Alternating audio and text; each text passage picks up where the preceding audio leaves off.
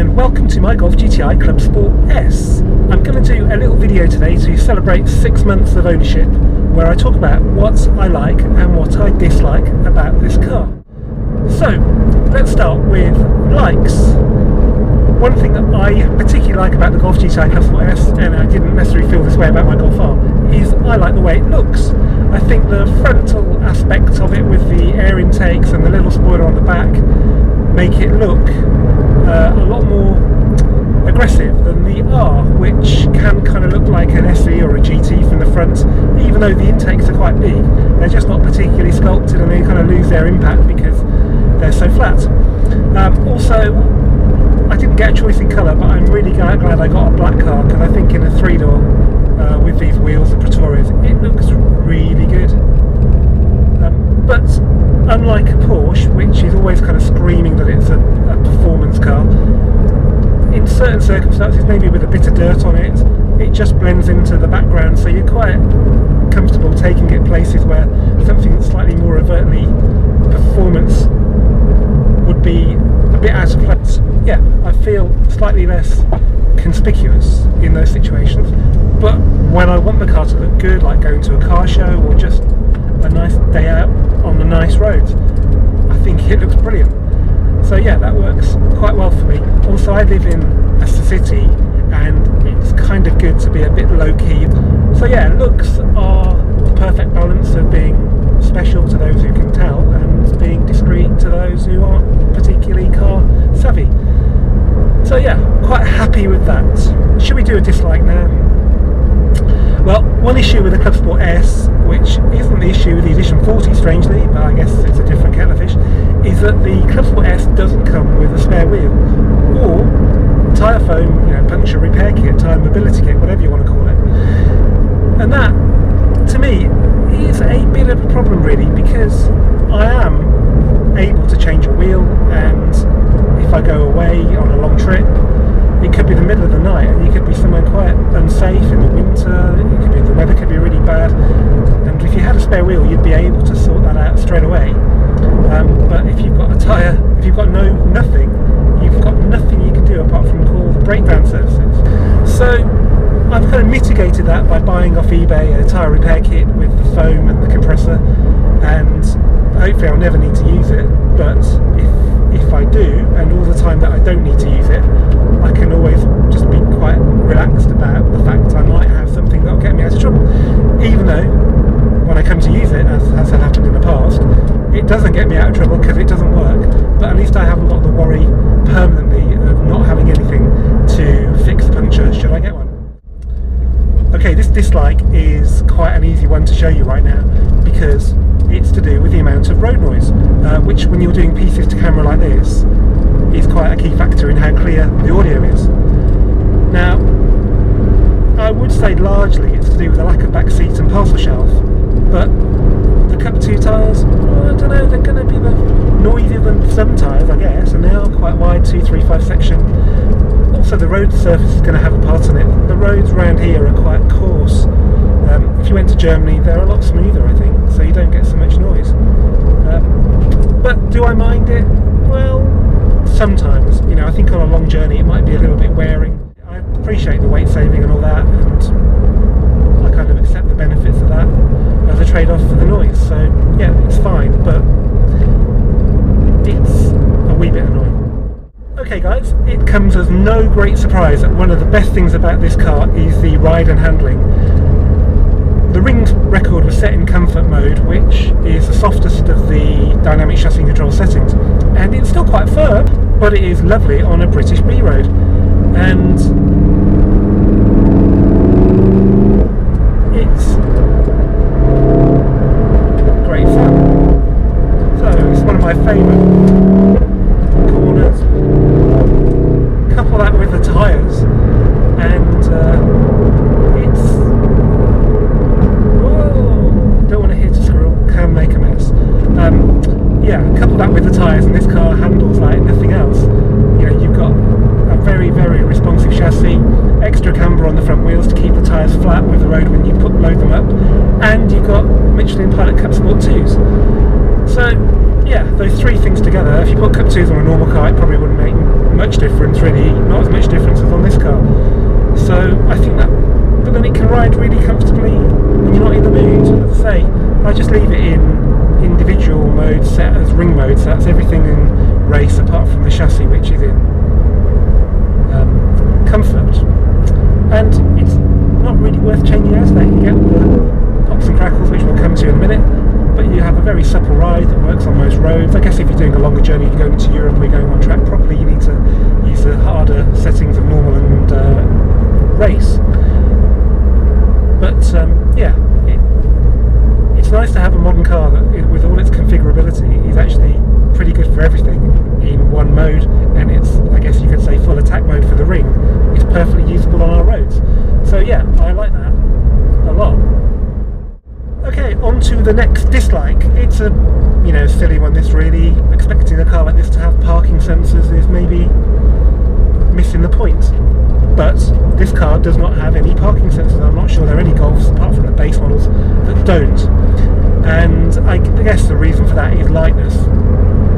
But when a car's this valuable and you love it so much and it's kind of irreplaceable, it would be nice to pay that little weight penalty, go on a bit of a diet if you have to have something that protects it.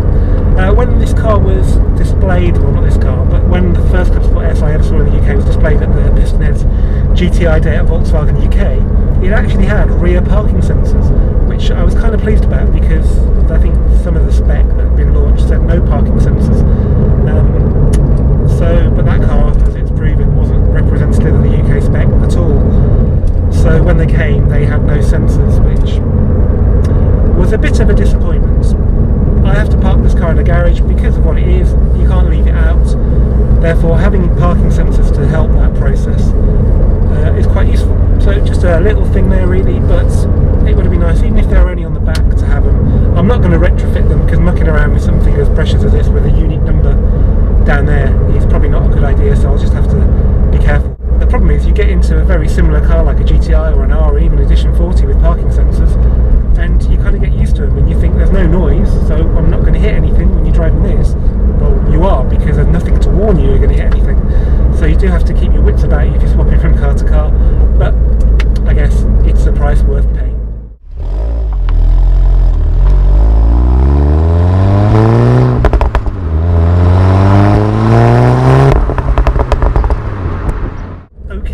Move on to the next like. Volkswagen, for some reason, have equipped this car with a very characterful exhaust system. It's not noisy. In fact, when I put it out of my garage, it doesn't disturb my wife or my neighbours. But in between gear changes, you get the DSG farts, but louder. And it's a manual car, so it's just a bit strange how they've kept it until now for DSG, and they've kind of made it work really well on a manual. But also, you get pops and crackles on the overrun, and kind of like all sorts of times, really, that sound like a rally car. So that's the farts. Let's just kind of go up again, down again.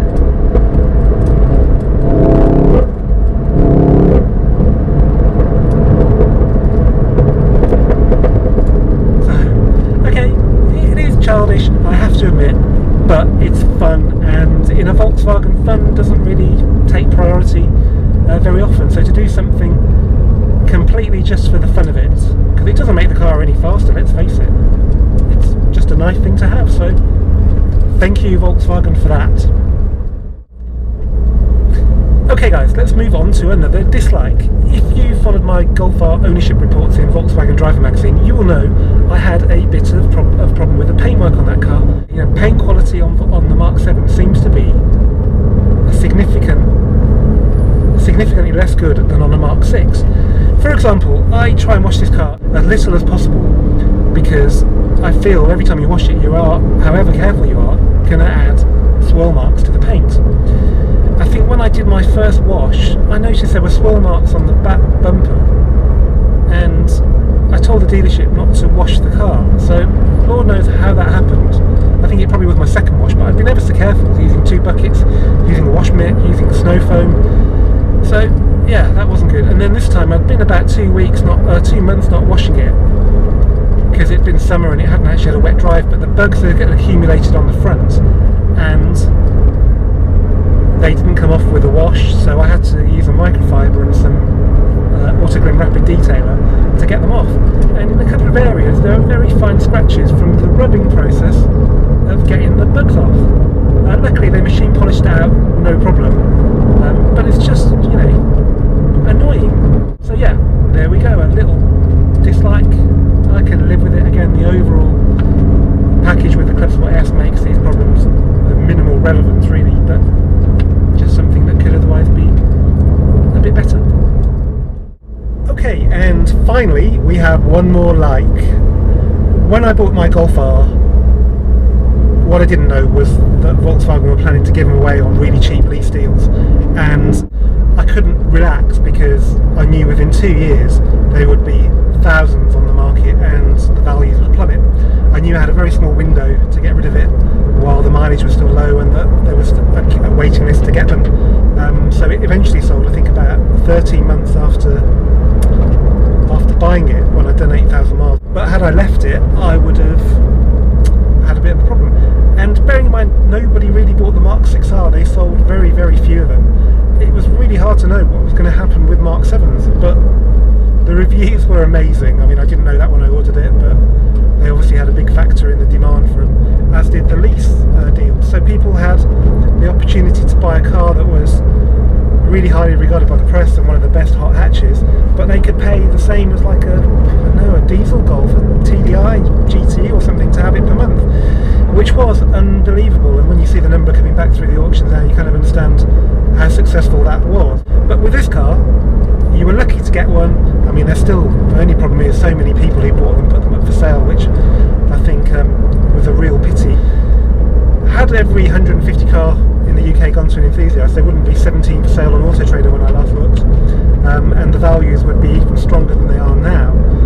I think this car was 34 new. They're still going for 37ish with 1,000, 2,000 miles on the clock, so they're still above list.